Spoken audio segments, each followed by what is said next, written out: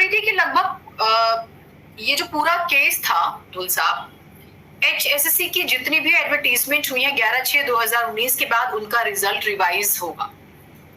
ये कोर्ट का ऑर्डर अगर ऐसा हुआ है ना तो सर कितनी जॉब्स प्रभावित होंगी ये बताइए। 50,000 नहीं, आपको बता दूं, मैं आपको एक रैंडम काउंटिंग बता रहा हूँ, बहुत ज्यादा डिटेल में तो मैं आपको बता नहीं पाऊंगा क्योंकि 2022 के अंदर तो आ गई सीईटी, तो सीईटी से पहले की बात करेंगे। 6000 रिक्रूटमेंट तो आ गई आपकी 4/2020 में, यानी कि हरियाणा पुलिस की भर्ती में। ठीक है। 500 के आसपास रही होंगी 3/2021 के अंदर, यानी कि हरियाणा पुलिस की सब इंस्पेक्टर वगैरह की जो भर्ती है। ठीक है। आपकी 5500 रिक्रूटमेंट थी आपकी क्लर्क रिक्रूटमेंट में 2019 के अंदर। ठीक है। तो ऐसे ही 2018 के अंदर जो है हरियाणा पुलिस की भर्ती के अंदर भी 6000 कैंडिडेट्स लगे हैं। ठीक है। उस 6000 को जोड़िए तो उसके बाद में जो है आपकी रिक्रूटमेंट आ जाती है आपकी 14/2019 और 12/2019। इसमें भी हजारों नौकरियां हैं, थोड़ी नहीं है।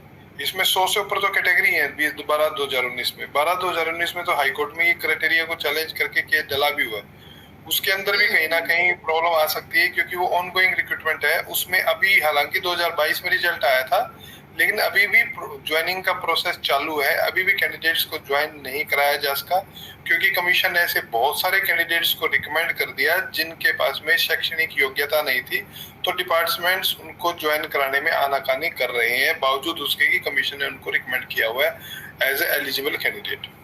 तो वो मामला अभी भी, क्योंकि उसमें रिक्रूटमेंट अभी चल रही है, तो उसमें कायदे से ये चैलेंज को कहीं ना कहीं गलत नहीं ठहराया जा सकता। बट 2019 के अलावा जितनी भी रिक्रूटमेंट्स हैं उन सब के अंदर जो है ज्वाइनिंग हो चुकी है, तो वहाँ पे प्रभाव मुझे नहीं लगता बहुत ज्यादा आना चाहिए। बट रफली अगर मैं आइडिया लगाऊं तो 19,000 जो है ग्रुप डी की रिक्रूटमेंट थी 2019 की, 19,000। तो रफली आइडिया मेरे को लग रहा है, हाँ रफली मेरा आइडिया लग रहा है तो 60,000 तो क्रॉस करेगा ही करेगा। तो ये तो स्टेट गवर्नमेंट की बहुत बड़ी रिस्पॉन्सिबिलिटी है क्योंकि अब अगर मैं बोलूं 60,000 जॉब्स हैं सर, 60,000 तो कितनी फैमिलीज हो गई और कितने लोग हो गए, ये तो बड़ा सेक्शन सफर करेगा। 5-5 साल से 4-4 साल से लोग नौकरियां कर रहे हैं। बिग फेलियर, छोटा नहीं है, इट्स ए बिग फेलियर। अगर आप कोर्ट को इतनी बेसिक सी चीज भी कन्वे नहीं कर पा रहे हैं कि ऑनगोइंग रिक्रूटमेंट नहीं है, ये ऑलरेडी एग्जिस्टिंग रिक्रूटमेंट है जिसमें लोग ज्वाइन कर पाए हैं, तो इससे ज्यादा बड़ा फेलियर जो है मैं मानता नहीं कि सरकार का कोई भी हो सकता। क्या 11/6/2019 से पहले की जॉब्स पर भी असर पड़ेगा या नहीं? अगर जीनत जिस जस्टिफिकेशन से 11/6/2019 से बाद की जॉब्स पे खतरा पड़ता है, तो उस जस्टिफिकेशन में 11/6/2019 से पहले के कैसे बच सकते हैं? अच्छा, जस्टिफिकेशन ही सेम ना।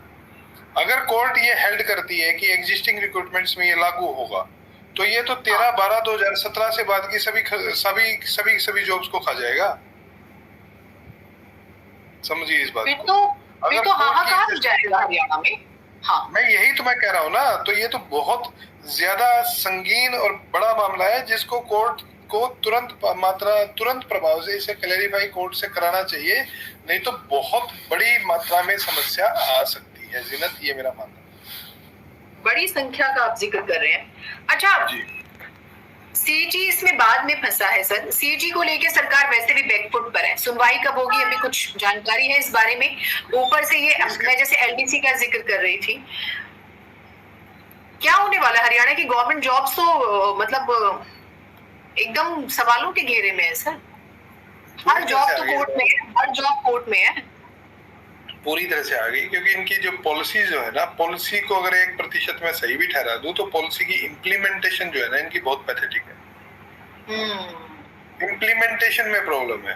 प्रॉब्लम इनके इम्प्लीमेंटेशन, जिस प्रकार से आपने नीचे के अधिकारियों को काम करने के लिए दिया है, वो जिस प्रकार से सर्टिफिकेट बना रहे हैं, 10-10 एकड़ के मालिक लोगों को इकोनॉमिक वीकर सेक्शन के सर्टिफिकेट आपने देने का काम किया है।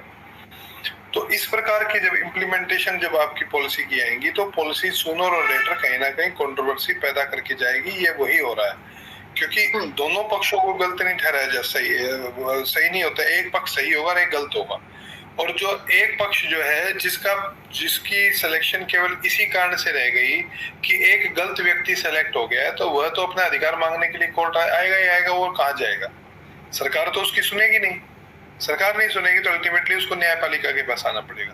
तो न्यायपालिका में जो पेंडिंग केस है वो बढ़ते इसलिए जा रहे हैं कि इनकी इम्प्लीमेंटेशन इतनी पुअर है कि उसका जिक्र जितना करूं मैं उतना ही कम।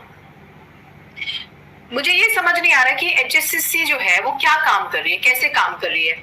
हर चीज तो क्रैश हो जाती है कोर्ट में जाके, खुद ही सही तरीके से स्टैंड नहीं ले हाँ, इम्प्लीमेंटेशन की बात करें तो सर आपको नहीं लगता कि एचएसएससी के भी रिफॉर्म की जरूरत है? कोर्ट ने कहा है अपने जजमेंट में, आप सीईटी की जजमेंट यदि आप पढ़ेंगे, मैं आपको भेज दूंगा 31/5/2024 वाली, उसमें उन्होंने लास्ट पैरा में बड़ा क्लियर तौर पर लिखा है कि एचएसएससी को डायरेक्शन दी जाती है हरियाणा सरकार को कि एचएसएससी में एक कॉम्पिटेंट ऑफिसर को लगाया जाए जिसको भर्तियों की जानकारी हो और इन निकम्मे अधिकारियों को हटाया जाए जिसके कारण ये भर्तियां फंसती हैं। ये कोर्ट ने अपने जजमेंट में डायरेक्शन दी है।